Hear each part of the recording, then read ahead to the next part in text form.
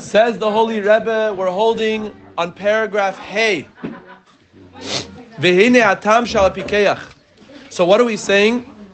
We just said that the attraction to Klippa, why things in our life are so distracting, is because they give us in a non-judgmental way and in an abundant way. Whereas Kedusha, to have a relationship with our soul and with holiness, is extremely demanding, and the outcome is extremely minimal.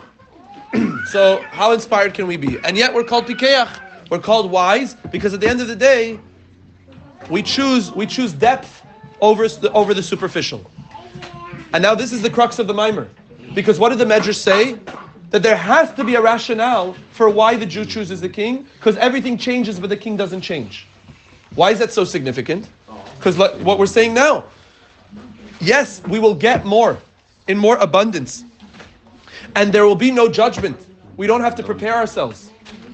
But at the end of the day, kulhu mischalfin ve'amalka in mischalif.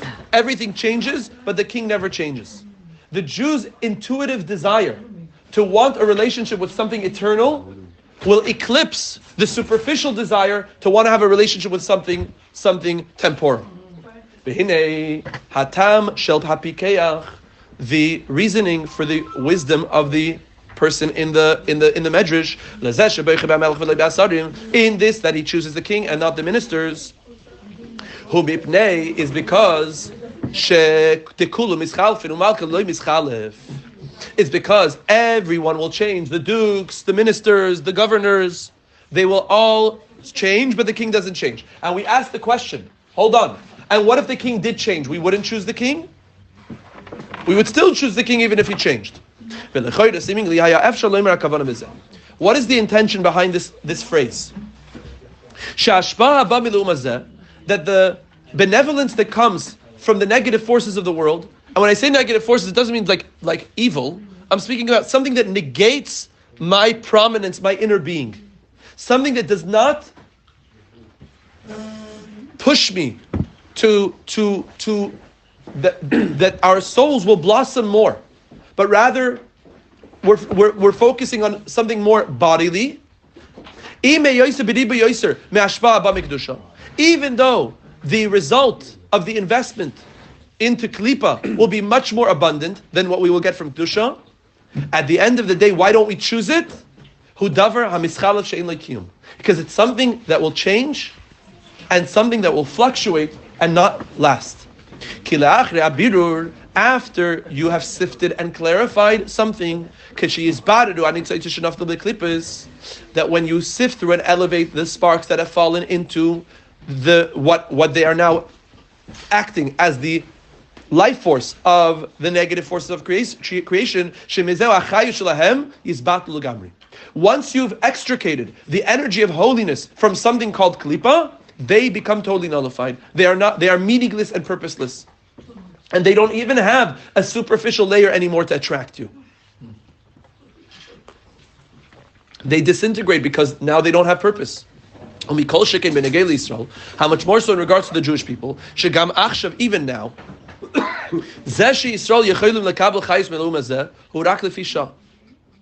this that the Jewish people are able to be receivers of the vitality from the negative forces is only a temporal thing. It's only temporary.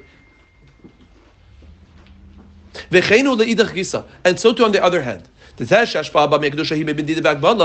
notwithstanding the limitation of what holiness will give you, that it will be extremely measured, extremely precise, extremely exact, and extremely judgmental. Don't come here. What does it say in chapter 24 of Tehillim? Ubar Levav. Niki kapayim ubar levav. Who can come to the mountain of God? Only somebody with clean palms and a pure heart. There's a lot of demand. And again, with the demand, the outcome will only be b'medida v'akbala. So why do we choose it? Why do we rationally choose it? Hurak achshav. Because it's only now that this experience will be minimal. But after, there will be a revelation of the source and the core of holiness, of innerness.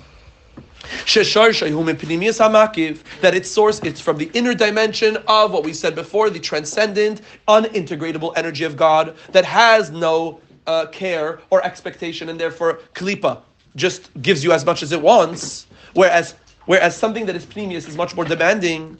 The benevolence from holiness will be eventually something much more deeper, something much more profound. I'm going to give an example in a second. Relative to the benevolence that you'll get from only the exterior of that transcendent energy,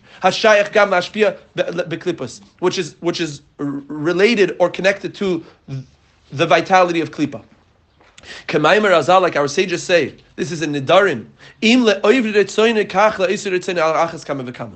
It says this. I think it's a famous story of Rabbi Akiva, right? Rabbi Akiva was passing by the ruins of the Beis Hamikdash, and he saw foxes, right? And his colleagues started to cry, and he started to laugh, and he says, I think that's the story. Right? That he's heard the parties of the Romans, that if those who are transgressing Hashem's will, that this is the outcome. Al achas kama v'kama for those who are fulfilling Hashem's will. We don't see it now. Patience. Kedusha demands patience, which is one of the most challenging faculties, challenging characteristics that we have. Aval bir ze'einem maspik. So 1 second, before we continue, I just want to just give an example. I think it's very necessary, and we are adults in the room, Baruch Hashem, that I'm saying this in the extreme. Marriage is a pnimius relationship.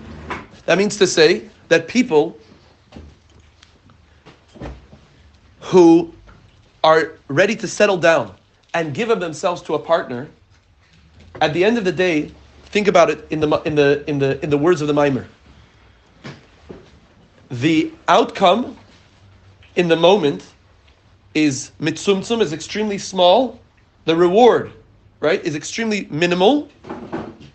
And the demand is so much. Whereas in extracurricular relationships, which I won't discuss too much, but I think that's a good word to say. In extracurricular relationships, whether the male or the female it's an experience that is only momentary, the hashpa is a lot. The experience is like, wow, right? The high is like, I'm getting so much. And the investment is so little. But what does it leave you? It mamish leaves you yearning for more. So that's where addiction develops. That I'm always feeling empty, even though I'm always filling myself. Whereas, kedusha is the amount that I'm filling myself seems to be empty, but I'm feeling full because at the end of the day, there's a depth that I'm connecting to. You hear the difference? So in the relationship of a marriage, the marriage is extremely demanding, and the result is what? I don't know. But it's a long term. I'm in it for the long term. People don't get married unless there's other reasons, yeah? It's a long-term relationship, and the demand is extreme. I have to be there every day. I have to be with this person every day. What a bracha. That's in public, yeah? I have to be with this person every day. And there's such demand. Whereas with this other person, again, chas v'shalom lahavdil, I'm speaking about negative relationships.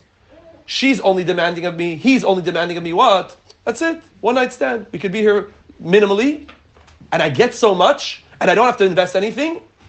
But a week later, a month later, I feel even more empty than before. And again, excuse the extremeness of the mashal, but I think at the end of the day, many of us, young people, are dealing with this. That you ask yourself, it's much more tantalizing, much more luring to connect to a relationship that demands of you nothing. But the outcome will also eventually be nothing, even though it's very much something right now.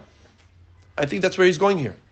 Rabbi Akiva had the power of intuition to be able to see the depth of what Yiddishkeit demands. And remember, Rabbi Akiva lived a life, wasn't with his wife for 24 years, and he was murdered, excuse me, the graphicness, with steel combs flaying his skin. Okay? To the point that his students are like, Zu Torah v'zu schara. This is the reward of Torah. This is gonna be the result of us learning also. It's wild. And yet he said, this was the day that I was waiting for my whole life. Look on page 64 of Gemara Brachos with the whole entire story. The last page of Gemara Brachos.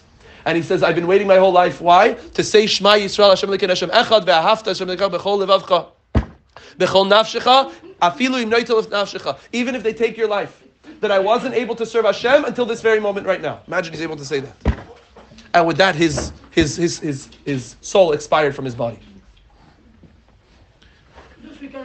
We can't understand. But at the end of the day, what the purpose of why he's able to say, if those who are transgressing Hashem's will, that's the result for those who are fulfilling it. Al achas kama v'kama, because he has pikhus, he has wisdom. What's wisdom? Eizeu chacham harayas hanoilad. Who is wise? Somebody who sees the outcome of his results, the results of his actions, and he sees the future.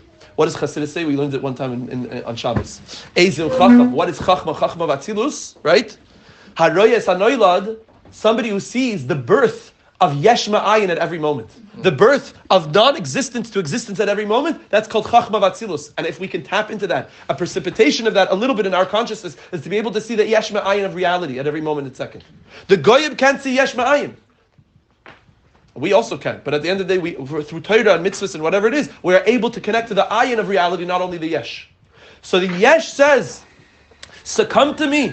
The yesh says, I'm luring you because I'm giving you so much more with so much less demand.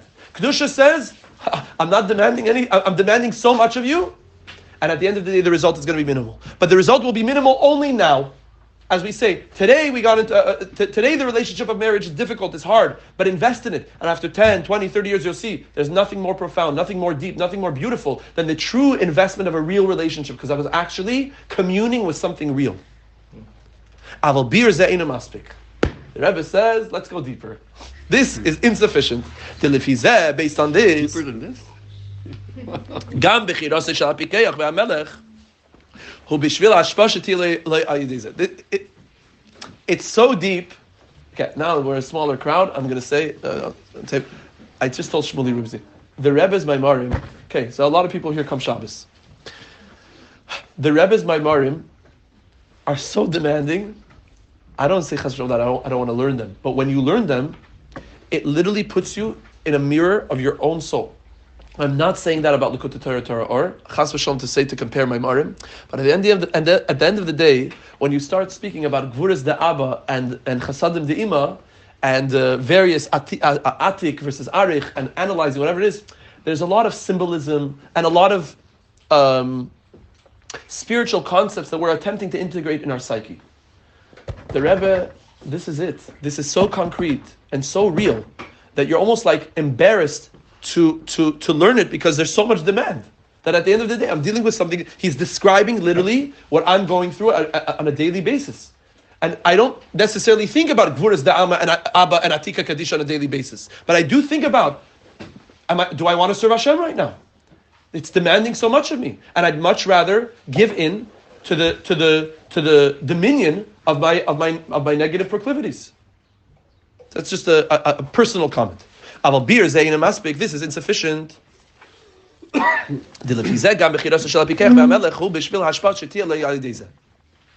What are we saying? In this paradigm, comparing the pikeach, the wise person, with those who serve the others, you want to know the similarity between them? At the end of the day, these are called the Jews, and maybe us in the room as well. But Chabad doesn't emphasize it so much. But I don't want to mix politics in. Okay, but just think about it. These are the Jews that are also serving God for a reward. You serve Avodah Zarah, so your reward is going to be right now in abundance momentarily, but it won't be so deep and so profound. But I'm going to get Gan Eden, and I'm going to get schar, and I'm going to get a reward that even though I don't see it now, I will eventually see it in the future. That's basically what Rabbi Akiva just said, right? If those who are transgressing Hashem's will get this party, get this awesome Roman debauchery, so how much more so us who are fulfilling Torah mitzvahs in our meek little box, we're going to get the Gan Eden. So have a little patience, wait 70 or 80 years, the neshama wears and tears, not just to do a favor for another, but to go up to Gan Eden and get spiritual bliss. The Rebbe is going to say, and this is why it's so deep, that even that is a slight level of Avodah Zarah as well. Okay? Think about it. Yeah. Let's see. Now again, when I say Avodah Zarah, it doesn't mean idolatry, God forbid. but it means a service foreign to the truth of your neshama. Okay? Avodah zara means a service, avodah zara. A service that is zar, that is strange, that is foreign to the deepest depth that I could possibly go. And this is where he goes. So you're telling me that I'm choosing the king and not the dukes and the governors. I'm choosing Hashem and not the sun, moon, and stars. Why? Because he doesn't change, but everything else changes. So the purpose of my choice is what? Is really a relationship with God. It's also ashpa. Because I believe that he's the source of everything. The difference between this guy, the smart guy, and the other ones that choose in the duks and v'chuli, the ministers and the dukes, is because they are stuck. They are prisoners of the moment. The idolaters are prisoners of the moment. That the treasurer and the governor and all these people are luring them to vote for them. Vote for me now. I'm going to give you whatever you want. The real truth, the Rebbe says, is that the wisdom of this person is that he's able to see into the future. Like our sages say I said in Pirkei Avos, he says, who's wise? Somebody who sees the outcome of his actions. So he says, hello, my wisdom is not necessarily coming from the fact that I want a relationship with God, but my wisdom is coming from the fact that I'm able to see that what you're choosing right now will diminish, will deteriorate momentarily, whereas my choice is everlasting. I have to be a little bit more patient to reveal that, but at the end of the day, that's why my choice is better. That was in the mashal. What about the nimshal? That the Jewish people only serve Hashem. And why do we serve Hashem? Do we serve Hashem because of the hashpa, because of the benevolence of or the eventual abundance that we will have? Did it say anything about Gan Eden? The Medrash was based on a pasuk, Ki chelki havaya amra nafshi. Ki chelki havaya amra nafshi. Why do I choose God? Because God is my soul. My portion is God says my soul. Muchach, from this it's understood. The reason for the choice of the Jew, of the Pikech, is in the king, is not because of the outcome or the result or the abundance that he will eventually get if he waits patiently. That's not what he said. Rather, it's by function or from the vantage point of the king, of who the king is.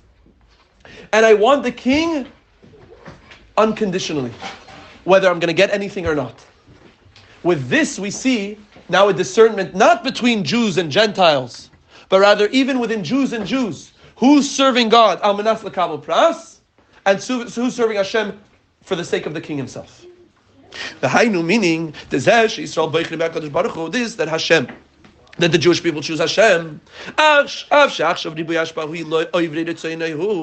Even though right now, to those who transgress Hashem's will, the benevolence is much more abundant. It's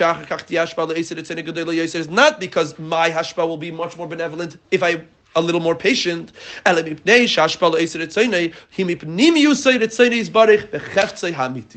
The reason why I'm choosing the king is because the hashpa, the benevolence for those who fulfill Hashem's will, is stemming from Hashem's inner desire and truthful desire. The hashpa and the hashpa that for those who are transgressing Hashem's will, he commanded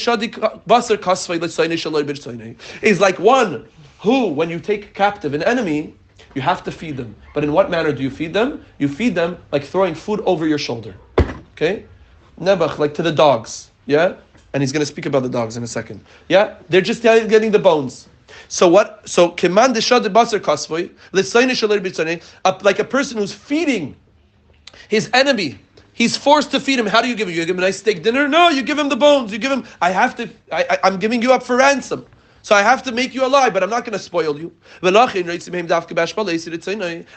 the pikhus, the wisdom of the Jew, says, I don't want the sloppy seconds. I want mamish, the depth. I want the inner truth. Even though the truth is extremely minute, being that the benevolence is coming from the inner will and the inner pleasure and the inner desire of Hashem. And the Jew knows them. That's why I want to fabring with Hashem. And that which we say everybody changes, but the king doesn't change. What's the intention here?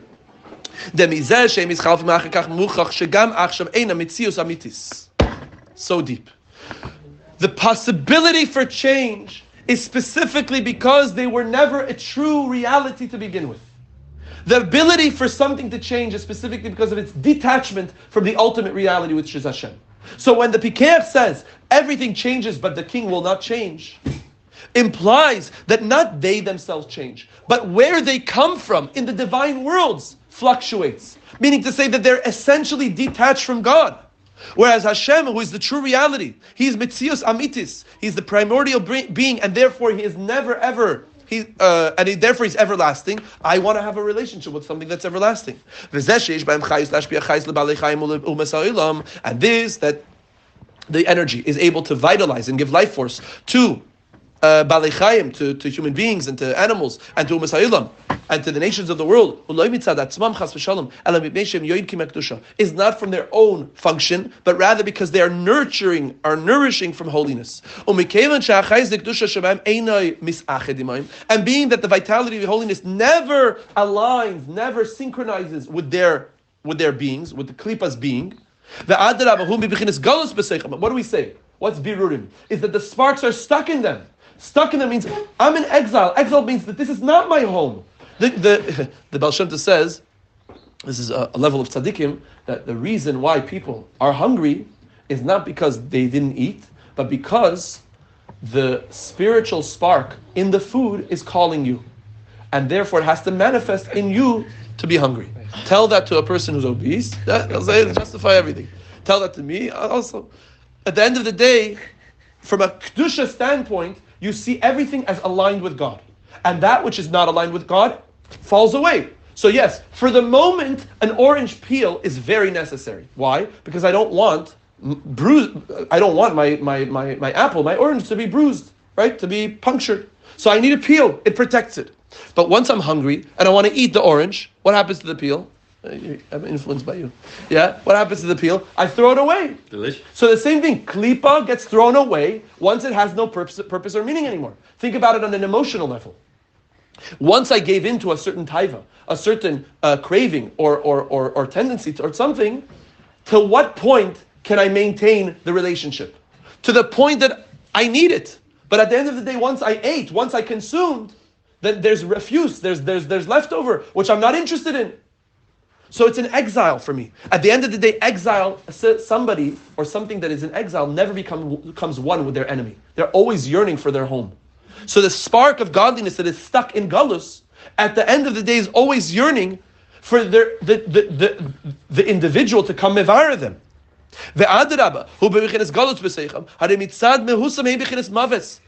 From where they come from, what is klipa? Klipa is death. Klipa is disintegration. Klipa is something that doesn't last. And therefore, in the higher worlds, like we say, the klipa lasts for the amount of time that you want the orange to be protected. The moment that you want to eat, it falls away. So there's a certain fall. We say death is not only somebody who passes away, but also something that is unnecessary anymore, in the sense that it's not that is eclipsed by its meaning and purpose.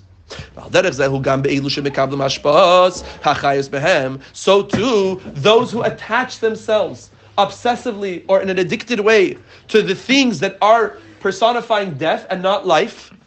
Kimevur betanya, like it says in Tanya, very powerful words. It says that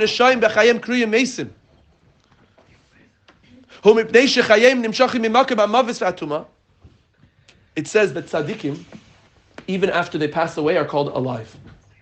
And those who are living, but they are rashayim, they're, we say, broken individuals, addicted individuals, even in their lifetime, they're called dead. Now it's funny, in our English language, we say the words, and it's a little bit morbid, but we say like, I'm dead right now. Oh, I can't go on, right? Like, I'm so tired, I'm so exhausted, I'm so stagnant. So he says, Shadashayim, why is this line? Why do we call, it's a morbid, extreme line. Wicked people, even in their lifetime, are called dead, but they're alive.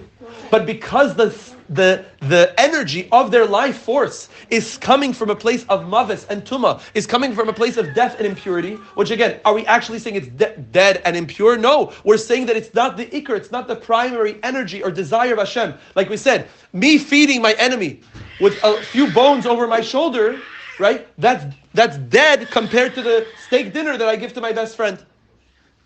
This is the meaning of I will choose the king. And why am I choosing the king? Because everybody changes. What are we saying? Because everybody changes. Not about the hashpa. Because I don't want to cultivate a relationship with something that will not be a truthful relationship. Something that will impurify me and make me yearn for real life. Even though the hashpa is in an abundant way. And therefore the Jew, the soul, being that she wants a relationship with something meaningful and truthful, and at the end of the day we say we have to be patient for the extreme hashpa. At the end of the day, that's what I want. I want something that will be everlasting. We have to understand seemingly Gam lebir zeh shebechiras apikech ba'amelech iloi mitzad ha'to'eles sheyeh loi mizeh eli mitzad ma'alas ha'melech. What do we just say? The explanation here in the wisdom of the individual in choosing the king is not because of the outcome of what the king is going to give me, but rather because of the king himself.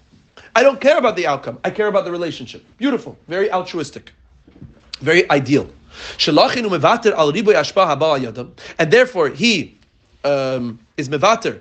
I'll say it in English. He forgoes the abundant hashpa that is coming through the other channels of creation. At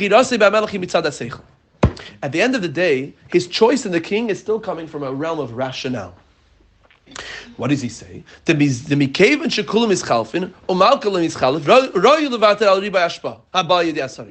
Since everybody's going to change, all of these things in the world, all of these dukes and governors, etc., are coming from a place of change, coming from a place of fluctuation, which implies an inner detachment to the real truth, and the king doesn't change, then it's appropriate, it's befitting to forego the abundant hashpa that I will get from the ministers, and choose the minimal benevolence that will come from the king. This that the midrash attaches this idea, I will choose the king, with the pasuk im chelki avaya amra nafshi, that my portion is Hashem, says my soul. Mashma, it's understood. This that the Jewish people choose in Hashem, neshama. I'm doing it because of the neshama of the relationship. What's the pasuk saying? At the end of the day, even this pikeach is a little lost, because you're telling me that you only love me when it makes sense to love me. You're telling me I only want to have a relationship with you if it makes sense to have a relationship with you. But I don't feel that me and you are actually one. I don't feel that me and you are actually unified in our core. The pasuk says, "Chelki havaya amra nafshi." My portion, my being, my beingness is God. Is godliness, says my soul, and therefore it's not even that. It's not. How can I even choose anything else? It's like saying, I don't want to have a relationship with my arm. There is no relationship with my arm. I am my arm. My arm is me. At the end of the day, it's part of me. So he says the medrash is a little bit off-putting. Because if you're saying that it's an intellectual choice, is the relationship between God and the Jewish people really an intellectual choice? Or is it because we are so united and one beyond intelligence that therefore the choice is obvious? This is another kvetch. I don't know, kvetch of the Rebbe, but this is what he's saying. You're attaching something. The Medrash is emphasizing that the choosing of the king over the other things is because he's smart, because he's intellectual, because he's intuitive. And his intuition leads him to choosing the king over the others, because everybody changes and the others don't change. But is that really a reflection of the true relationship of the Jewish people and Hashem? That's why we chose the king? That's why we choose Hashem?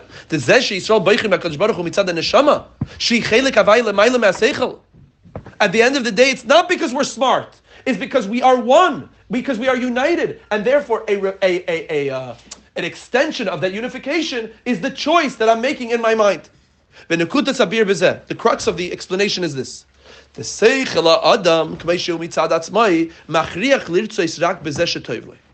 The intelligence of a person, somebody who uses his brain or her brain, and somebody who's in tune with their brain and not only their emotions, will only want something that's good for them.